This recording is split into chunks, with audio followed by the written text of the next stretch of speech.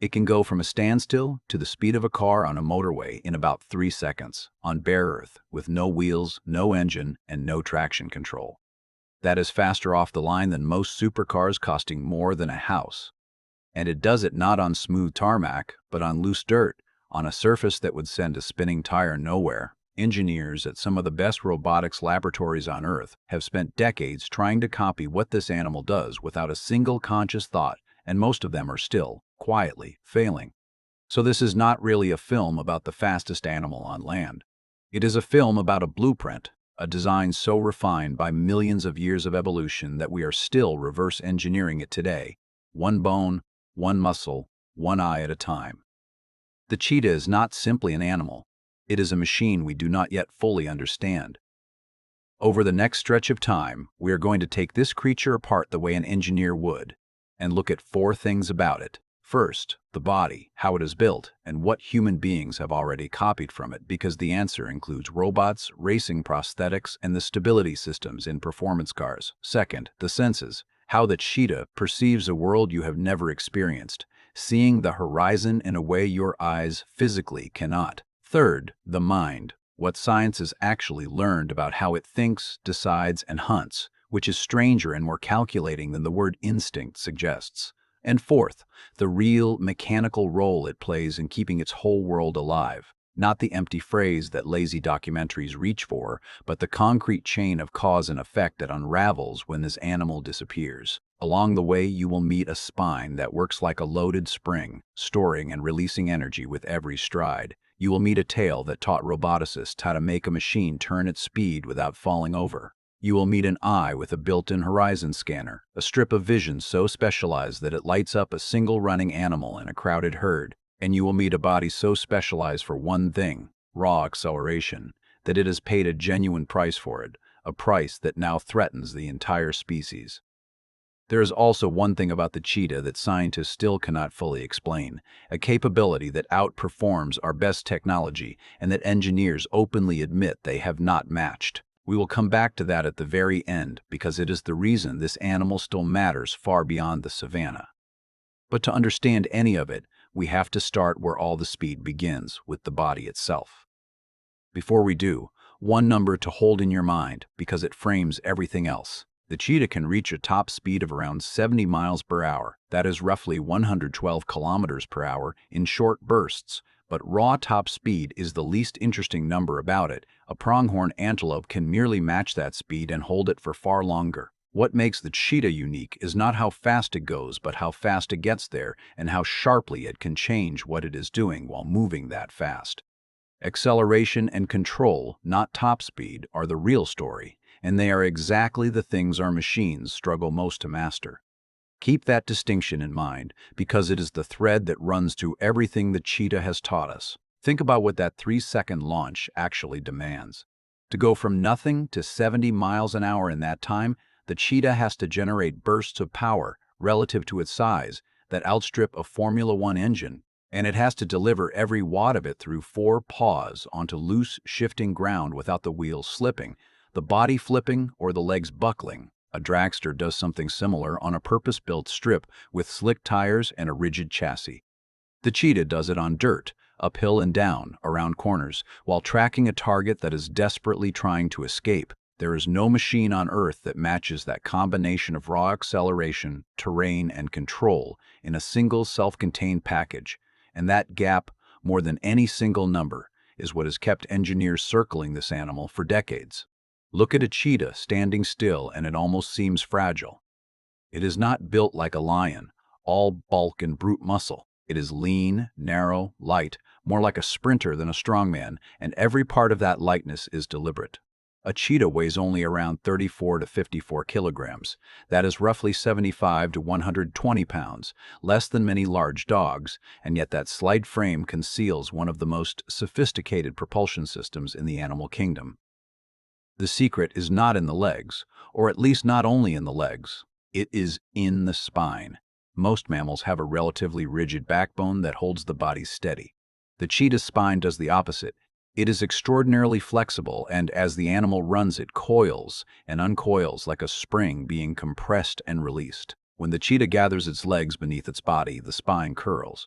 When it throws its legs out, the spine snaps straight, and that recoil adds real distance to every single stride. The result is a stride length that can reach around 7 meters, over 20 feet, from a body barely more than a meter long. The animal spends more time airborne, flying between footfalls, than it does touching the ground. It is, in effect, running with a spring loaded into its back, storing elastic energy on one beat and releasing it on the next, and that spring is a large part of why it accelerates the way it does, and the rest of the body is tuned to feed that spring. The cheetah's shoulder blades are not attached to a collarbone the way ours are, leaving them free to swing forward and back with each reach of the front legs, extending the stride even further. Its hips pivot loosely, letting the back legs swing through an enormous arc. The long leg bones act as levers built for reach rather than power. Even the animal's breathing and blood system are built for the burst, and large nostrils and big air-filled sinuses in that small, light skull let it gulp huge volumes of oxygen. An oversized heart and wide arteries pump it, and the whole cardiovascular system is arranged to flood the muscles with fuel in the seconds that matter. Nothing about the cheetah is generalized.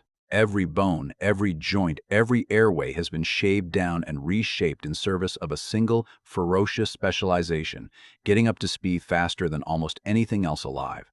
It is the biological equivalent of a car built with everything stripped out except the engine, the tires, and the steering, a pure instrument of acceleration. Now here is where the cheetah stops being just an animal and becomes an engineering problem. In the biomimetics robotics laboratory at MIT, a team led by the roboticist Sang-Bae Kim spent years building a four-legged running robot, and they called it simply the cheetah. And when you look at how they built it, you see the animal staring back at you. One of its central design features is a spine mechanism modeled directly on the cheetah's, a flexible section that can store and return elastic energy during a gallop, exactly as the real spine does, so that the robot's legs can reach and recover the way a cheetah's do. The engineers found what evolution found, that a flexible spine lets a runner take longer strides and move faster without simply adding more muscle. That single idea, the spine as a spring, has rippled out across the whole field of legged robotics. Research teams around the world now build quadruped robots with actuated, bending spines, specifically to increase stride length and running speed, and they cite the cheetah by name in their papers. A machine that can run, that can one day carry equipment across rubble in a search and rescue operation or cross terrain no wheeled vehicle could manage, may end up moving the way it does because of a cat on the African plains.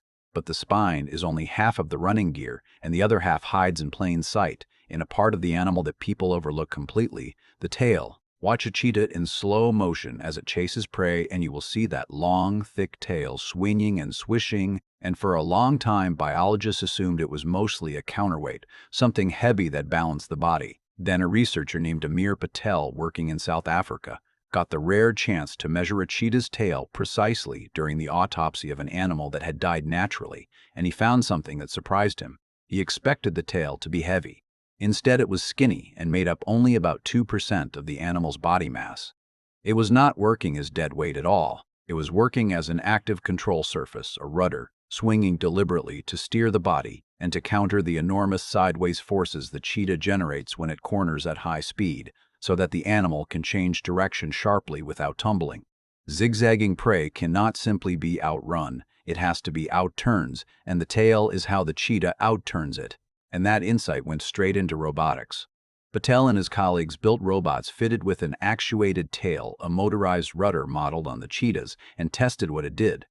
The results were striking. With the tail, the robots could turn faster and accelerate harder, achieving sharper maneuvers than the same machine could manage without it. In one set of experiments, a tailed robot could execute a rapid turn while moving at speed and pull noticeably higher sideways acceleration than the tailless version.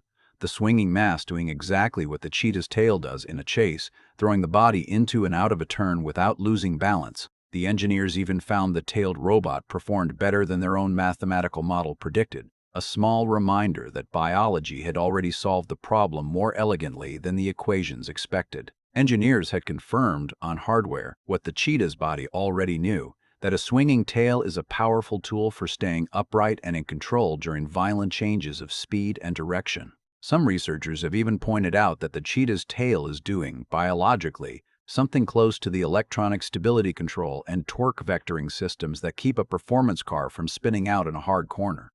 The animal has, in its body, a mechanical version of the technology we bolt on to supercars. It just got there first by a few million years. There is one more piece of the running machine worth naming because it too has a human echo. A cheetah's claws are only semi-retractable, meaning that unlike most cats, they stay slightly out all the time, and they dig into the ground like the spikes on a sprinter's running shoe or the studs on a football boot, giving grip at the exact moment the animal needs to put its power down. It is a detail so on the nose that it is almost funny. We spent years designing spiked athletic footwear to solve the exact problem: how to convert explosive leg power into forward motion without the foot slipping, that the cheetah solved with permanently deployed claws long before there were feet to put shoes on. The paw pads themselves are unusually hard and grooved, closer to the tread of a tire than the soft pads of a house cat. Another quiet piece of traction engineering built into the same limb. Every one of these features points the same way, toward grip and drive at the instant of maximum effort, and together they turn the whole leg into a single tool for putting power onto the ground, with nothing wasted and nothing left over. The spine idea has spread even further than rigid metal robots. At North Carolina State University, researchers built a small, soft-bodied robot inspired directly by the cheetah's spring-like spine, giving it a bistable back that can snap between two shapes, storing energy and then releasing it in a burst. That flexing let the soft robot gallop across a surface several times faster than earlier soft robots could crawl, and even swim when its feet were swapped for fins. The team said plainly that they were inspired by how the cheetah derives its speed and power from the flexing of its spine. From rigid quadrupeds at MIT to soft silicone machines the size of your hand, the same borrowed principle keeps reappearing. Put a spring where the backbone goes, and everything moves faster. And the cheetah's own spine is so effective that biologists estimate the flex adds something like a third to its stride length, with no extra muscular effort at all. Pure mechanical free energy, recovered on every bound. And when you put all of it together, the spring-loaded spine, the rudder tail, the gripping claws, the lightweight frame, you begin to see why the cheetah has become such an obsession for engineers. It is not one clever trick. It is an entire integrated system for turning muscle into controlled, cornering, explosive speed, and we have only just begun to copy its separate parts. A body this fast, though, is completely useless without a way to aim it. And that is where the cheetah's eyes rewrite the rules of what it means to see. Imagine, for a moment, that you could look out across a wide, flat plain and see the entire horizon in a single strip of perfect, crisp focus, all at once without moving your eyes, while everything above and below that strip melted into a soft blur. You cannot do that. Your eye has a fovea, a tiny central pit where your sharp vision lives, and it is round, a single small point, which is why you have to keep flicking your gaze around to build up a detailed picture of a scene. The cheetah is built differently. Instead of a single round point of sharpness, it has what is called a visual streak, a dense horizontal band of tightly packed photoreceptor cells stretched across the back of its retina. That band is a horizon scanner. It means the cheetah can hold its head still and take in the whole flat line of the savanna in sharp detail in one glance, sweeping for the smallest movement without the constant darting that human eyes rely on. In the open grassland, where prey appears as a distant silhouette against the skyline, that is a devastating advantage. Researchers have found that among meat-eating animals tested, the two fastest, the cheetah and the greyhound, also have the most highly developed visual streaks of all. Speed and this kind of vision evolve together because raw speed is worthless if you cannot lock on to the target. Try to actually inhabit that for a moment, because it is stranger than it sounds. When you scan a landscape, you are building it up piece by piece, your gaze jumping several times a second from point to point, your brain stitching a stable picture out of dozens of tiny snapshots, most of your visual field a soft, low-detail blur at any given instant. The cheetah on its termite mound is doing something closer to holding up a long, razor-sharp ruler across the horizon and reading the entire line at once. A gazelle flicks its ear 2 kilometers away at the very edge of the plain, and it does not have to hunt for it. The movement simply appears, in focus, along that band. The animal is not searching the way you search. It is monitoring, continuously, an entire horizon rendered sharp in a single held gaze. It is a genuinely different mode of seeing, and no amount of describing it quite lets a human, with our restless darting eyes, feel what it would be like to own it. And the cheetah's eyes carry more advantages stacked on top of that. They are set high and forward on a small, flattened head, giving the animal a field of view of around 210 degrees, compared to about 140 for a human, so it sees far more of the world to its sides without turning. Its visual acuity, the sharpness of its sight, is estimated at 3 to 5 times better than yours, and it can pick out movement against the horizon at distances measured in kilometers. It even has a built-in anti-glare system. Those famous black tear marks running from the inner corners of the eyes down the face are not decoration. They absorb sunlight and cut the glare of the harsh African sun, working exactly like the black grease that football and baseball players smear under their eyes to keep the sun out of their vision. The cheetah wears the same technology a professional athlete uses, printed permanently onto its face, and behind all of this sits a detail that reveals just how much the animal invests in sight. Its optic nerve, the cable that carries visual information to the brain, is around 20% larger than you would expect for a cat of its size. This is an animal that has poured its evolutionary budget into seeing, because for a cheetah, the hunt is won or lost with the eyes long before the legs ever move. Here's where it becomes almost eerie, because human engineers, working on completely different problems, keep arriving at the cheetah's solutions. That trick of having one small region of extreme sharpness surrounded by lower detail vision is exactly the principle behind foveated rendering, the technology used in advanced virtual reality headsets, where the headset tracks your gaze and renders only the tiny patch you are directly looking at in full resolution, saving enormous computing power by blurring the rest, precisely the way a retina economizes. The logic is identical to the eyes. Detail is expensive, so spend it only where it is needed and let everything else stay cheap. A modern VR headset that tracks your pupils and pours its processing budget into the exact spot you were looking at has, without meaning to, rebuilt the ancient bargain every eye on Earth already struck. The cheetah's included, and the cheetah's wide, sharp panoramic strip of vision is the same challenge camera engineers wrestle with when they design wide-angle systems that need to stay sharp across a huge field, systems that stitch together multiple lenses to hold detail across a scene the way that horizontal streak holds detail across a horizon. Again and again, when we try to build a better way of seeing, we end up rediscovering arrangements that were already sitting in the eye of an animal. The cheetah is not just a fast body, it is a fast, precise sensor, and we are still learning to read its design. And there is one more place the cheetah's design has quite literally changed human lives, and it sits at the boundary between the body and the machine. The most famous running prosthetic in the world, the curved carbon fiber blade worn by Paralympic sprinters, is called the Flex Foot Cheetah, and it is named for this animal on purpose. The blade is designed to do exactly what the cheetah's spring-loaded limbs and spine do: compress under load, store elastic energy, and return it as forward propulsion, so a runner with no lower leg can bound down a track. When you watch a Paralympic sprinter fly down the straight on those blades, you are watching a human being run on a principle borrowed deliberately and by name from the animal on the savannah. That is the clearest possible proof of what this channel is really about. The cheetah is not a spectacle to admire from a distance. It is a design document, and we are still copying from it. Before we go further, I am curious which animal you would want taken apart like this next. A creature that navigates by sound, one that builds structures cooler than our air conditioning, one whose skin became a technology. Tell me in the comments, because the next blueprint we read might be yours to choose. Now, seeing the prey is not the same as catching it. To do that, the cheetah has to do something we underestimate in animals entirely. It has to think. For a long time, the easy story about a predator like the cheetah was that it simply runs on instinct, a biological automatic chasing whatever moves. The reality is far more calculated and far more interesting.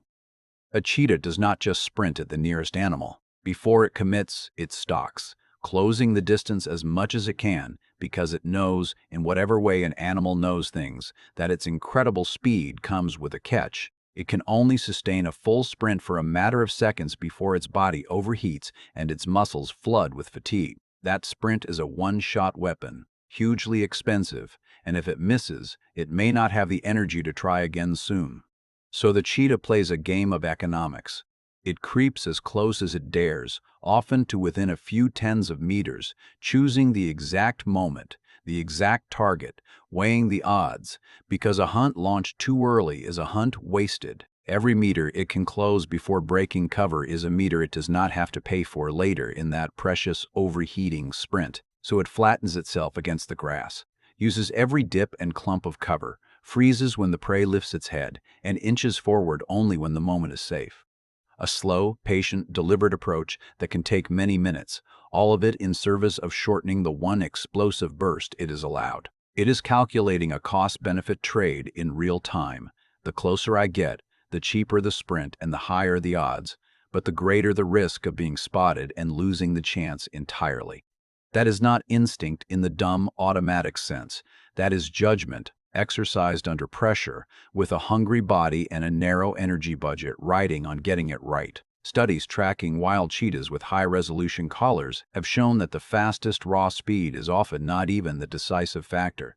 What wins hunts is the ability to accelerate, brake, and turn in tight coordination with a jinking, dodging prey animal. A high-speed calculation performed in real time, matching every swerve. A landmark study published in the journal Nature in 2013, which fitted wild cheetahs with custom tracking collars, found exactly this. The animals rarely used their absolute top speed in a real hunt, and instead won or lost on rapid changes of pace and sharp, high-friction turns, decelerating hard and cornering violently to stay locked onto prey that was frantically trying to lose them. The cheetah is not running a straight race. It is solving a moving problem. And there is genuine cognition layered on top of the physics. A hunting cheetah picks a single individual out of a scattering herd and commits to it, ignoring the others, a decision that requires holding one target in mind while the whole world blurs past. It reads terrain, anticipates where the prey will cut, and adjusts. Mother cheetahs actively teach their cubs to hunt, bringing them live prey to practice on, which means the skill is not purely hardwired. It is learned, refined, passed down. That teaching is worth dwelling on because it quietly demolishes the idea that a predator is just a reflex machine. A cheetah mother will catch a young gazelle, carry it back, not yet dead, and release it in front of her cubs, letting them chase, fumble, and fail over and over, sometimes recapturing the prey and releasing it again so they get another attempt. She is running a training curriculum. She is transmitting a skill across a generation through demonstration and practice, which is culture in the most basic biological sense. Knowledge that lives not only in the genes, but in what one animal shows another. The cubs that learn well survive. The ones that do not, do not. And the thing being taught is precisely that high-speed problem-solving, the reading of a jinking target, and the timing of the strike that no purely instinctive animal could perform. This is a mind being shaped, not merely a body being switched on. This is an animal making rapid, consequential decisions under extreme time pressure, and getting them right often enough to survive on one of the thinnest margins in the predator world. When we build machines that have to make fast decisions while moving at speed, self-driving systems, drones, legged robots picking their way across broken ground, we are trying to engineer in silicon the kind of split-second sensing and deciding loop that the cheetah runs in its nervous system as a matter of course. The gap between what our best autonomous systems can do and what this animal does without apparent effort is still enormous, and closing it is one of the frontiers of robotics. Which raises a question we tend to skip past when we admire a predator. What happens to everything else when an animal this finely tuned is removed? Because the cheetah is not just a marble in isolation. It is load-bearing. It is tempting here to reach for the phrase that every wildlife documentary overuses, to call the cheetah a keystone of its ecosystem and leave it at that. But a phrase is not an explanation, so let us do the thing properly and follow the actual chain of cause and effect. The cheetah is a specialist hunter of small to medium grazing animals, gazelles, impala, springbok, the fast, abundant herbivores of the open plains. By hunting them, it does two concrete things. First, it keeps their numbers in check, and just as importantly, it keeps them moving. prey animals that are hunted cannot settle and graze one patch of grassland down to bare soil. They have to stay alert, keep shifting, spread their feeding out. That constant movement protects the vegetation, which holds the earth together, which supports the insects and the smaller animals and the birds all the way down. Remove the cheetah and the grazers can linger, overgraze, and degrade the very grassland that everything else depends on. This is not a vague spiritual balance, it is a physical chain. Fewer hunters means calmer, more sedentary herds. Calmer herds means concentrated, repeated grazing on the same ground. That means bare soil, erosion, and the loss of the root systems that lock the plain together, and that in turn means fewer insects, fewer ground-nesting birds, less of everything that the grassland structure supports. Each link is a real, observable mechanism, and the cheetah sits near the top of the chain, its presence quietly holding the shape of the whole thing in place. Second, because the cheetah preferentially catches the animals it can catch, often the slower, the weaker, the sick, or the very young. It applies a subtle pressure on the herd that, over generations, favors the fittest and healthiest, shaping the prey population itself. But the cheetah's role has an unusual twist that most predators do not share, and it makes the point about mechanism beautifully. The cheetah is, for all its speed, a relatively lightweight and non-aggressive predator, and it is regularly robbed of its kills by lions, leopards, and especially hyenas, which are stronger and simply take the food. This means a single cheetah kill often does not feed only the cheetah. It becomes a meal that ripples outward, feeding scavengers and stronger competitors, moving energy through the whole community of animals. The cheetah, in effect, does the expensive, skillful work of the hunt, and a portion of that hard-won energy is redistributed across the savanna's other mouths. Think of it as an involuntary delivery service. The cheetah pays the full metabolic cost of catching the fastest prey on the plains, the exhausting stalk, the overheating sprint, the risk, and then hyenas, lions, leopards, jackals, and vultures collect a share of the reward without ever having run the race. In a strange way, the cheetah subsidizes the rest of the predator and scavenger community, converting its unique talent for speed into food that spreads far beyond itself. Take the cheetah out of that web and you do not simply lose a fast cat.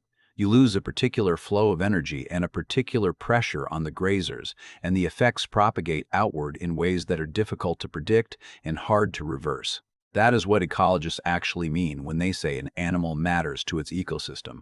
Not a vague sense of balance, but a concrete, traceable web of who eats whom, what moves where, and what falls apart when a strand is cut. And the strand is fraying because the very design that makes the cheetah so extraordinary has come at a steep and dangerous cost. Everything we have admired, the spring spine, the rudder tail, the horizon-scanning eyes, the calculating mind, adds up to a body optimized almost entirely for one thing: the explosive, short-range, high-speed chase. And extreme specialization is always a gamble. The cheetah's slight frame and lightweight build, so perfect for acceleration, make it a poor fighter, which is why it loses its kills to bulkier predators and cannot defend its cubs well against them.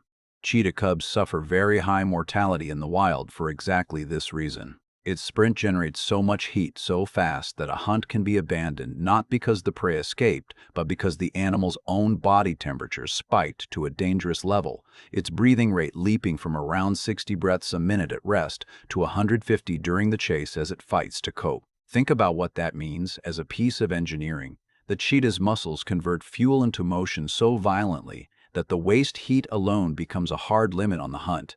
It is the same problem that stops a high-performance engine or an overclocked computer chip, a machine so powerful it can cook itself, forced to throttle back not because it runs out of power, but because it runs out of ways to shed heat. The cheetah has a built-in thermal governor, and when the sprint pushes it too far, the animal simply has to stop, stand, and pant, sometimes for many minutes, utterly spent and vulnerable before it can move well again. That recovery window is when the stronger predators close in to steal the kill. And because the cheetah is so precisely adapted to open grassland, where its vision and speed can work, it cannot simply relocate into forest or bush. When humans convert its habitat, the animal has nowhere equivalent to go. Layered on top of all this is a genetic vulnerability. The species passed through a severe population bottleneck in the distant past, and as a result, cheetahs today have unusually low genetic diversity, which makes them more susceptible to disease and reproductive problems. The genetic uniformity is so extreme that cheetahs are famous among biologists for it. Skin grafted from one unrelated cheetah onto another is often not rejected, as though the immune systems could barely tell two individuals apart, a living echo of how narrow the surviving gene pool became. It is the deep, invisible version of the same story the rest of the body tells, a design pushed so far toward one outcome that it left almost no margin for error. The fastest land animal on Earth is also one of its most fragile, and its numbers in the wild have collapsed to a few thousand, hemmed into shrinking pockets of habitat. The blueprint is a masterpiece, but it is a narrow one, and narrow designs break when the world changes around them. So we come back to the question left open at the beginning, the one thing about the cheetah that our engineering still cannot match. It is not any single part, it is the integration. We have copied the spring spine and put it in robots. We have copied the rudder tail and improved a robot's turning. We have echoed its economical vision in our headsets and cameras, and we chase its split-second decision-making in our autonomous machines. But no engineer has come close to assembling all of it into one body, a lightweight frame that can accelerate like a supercar on loose dirt, steer through a jinking chase with a swinging tail, aim itself with a horizon-scanning eye, and decide, moment to moment, when to spend its one explosive burst, all at once, all self-powered, all self-repairing, all grown from a single cell. That whole system integration, the way millions of years folded speed and sensing and control and cognition into one seamless animal, is the part we are still nowhere near, and honest roboticists will tell you so. We have read a few pages of the blueprint. We have not built the machine, and it goes deeper than just wiring the parts together. The cheetah's spine, tail, eyes, and brain are not separate systems that happen to sit in the same body. They are co-designed, each one shaped to work with the others. The eyes feed the brain a stable, horizon-locked picture even as the body pounds up and down at full gallop. The brain sends corrections to the tail and spine faster than any conscious thought. The whole animal is a single control loop, sensing and adjusting hundreds of times a second, powered by muscle, cooled by its own limited biology, and grown, astonishingly, from one fertilized cell with no engineer, no factory, and no instruction manual. When our robots fall over on uneven ground or our autonomous systems freeze at an unexpected obstacle, it is almost always this that they are missing: not a better spine or a better sensor in isolation, but the seamless, self-correcting integration of all of them at once. That is the real frontier, and the cheetah crossed it before we existed. And so the cheetah leaves us with something more than awe.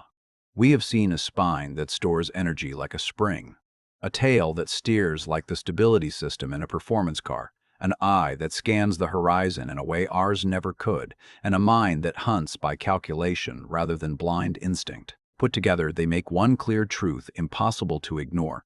This animal is not merely alive, it is a solved engineering problem, a design refined over millions of years that our best laboratories are still, right now, trying to decode. Every robot that runs, every blade that lets a sprinter fly, every machine we teach to move and see and decide at speed carries a little of the cheetah in it, whether we admit it or not.